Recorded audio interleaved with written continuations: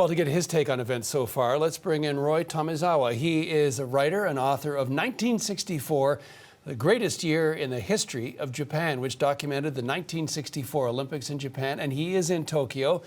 Thank you so much for joining us, sir. It's great to be with you. Thank you, John.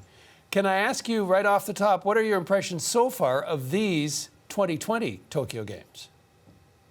I'm enjoying them. They're exciting. Of course, you get right into the sports, and I think Japan won its first medals just in the past hour in judo, and that's been very exciting. Volleyball, Japan won over Uruguay, and we had the opening ceremonies last night, which were good, and so far so good. As you well know, this is an Olympics unlike any other in terms of COVID, the restrictions, the lack of crowds, the bubbles, all of that. You've walked around some of the Olympic venues. Can you get a sense of the mood? Well, I think the mood is the most upbeat it has been since the start of the pandemic. I mean, I did walk around the Ariake area, which is in the Tokyo Bay, and lots of arenas there a couple of days ago, and it felt like a ghost town. But on the day of the opening ceremony, which was yesterday around noon, I walked around the middle of Tokyo, and it was exciting. I walked around that area, and the famous aerial acrobat team, the Blue Impulse, flew over the stadium to etch the Olympic rings in the sky, and basically had people filling the streets and the sidewalks, the overpasses, and even the rooftops in the Harajuku Omotesando area, watching the jets fly over and taking pictures, and it was quite a thrill. A lot of oohs and ahs, and then walking around the National Stadium later that afternoon. Before yesterday, I rarely saw anyone wear a Tokyo2020 T-shirt, but there they were. I saw a bunch of them, and people were taking pictures and selfies, and I understand there were protests in different parts of Tokyo, but then at that time yesterday there were none. It was a very festive atmosphere, so it seems like the mood has shifted.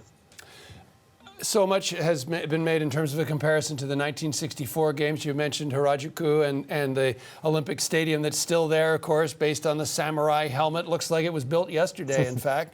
But that was the great return of Japan on the world stage, recovery from the war. This 2020 game's supposed to be the recovery from the Fukushima nuclear disaster, from decades of economic trouble.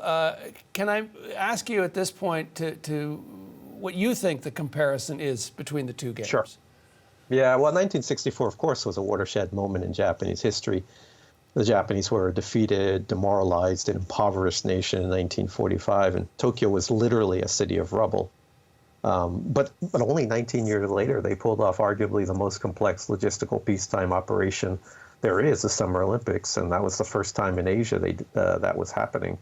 The Japanese, of course, were very proud, and particularly as they showed the world Japan was a modern, innovative, and friendly nation, worthy of rejoining the world community. And I mean, I guess you could call 1964 the inclusion games, but 2020 plus one, I guess, is another watershed moment in Japanese history.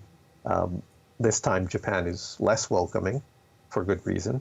Any host nation, I imagine, would struggle mightily with the decision to hold an Olympics during this pandemic. And the Japanese government, the organizers, they banned overseas spectators. They greatly limited the number of visiting officials and staff, and then banned spectators from almost all of the Olympic events, which killed me personally. So, it was feeling more like the exclusion games, frankly. Yeah. Finally, I just wanted to ask you, is there a message, though, that you think or you hope that people will take away at the end of the next 2 weeks?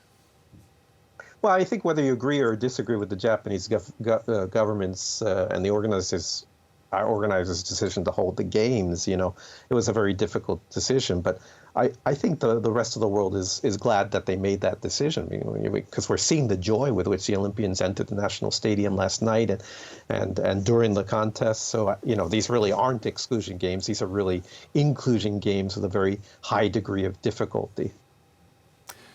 Roy, I want to thank you for your time. I really appreciate it. Maybe we'll check in as these games move forward. Really appreciate it. Love to do that. Thanks. Okay. As they say in Tokyo, otsukaresama deshita. Tomizawa, writer and author in Tokyo.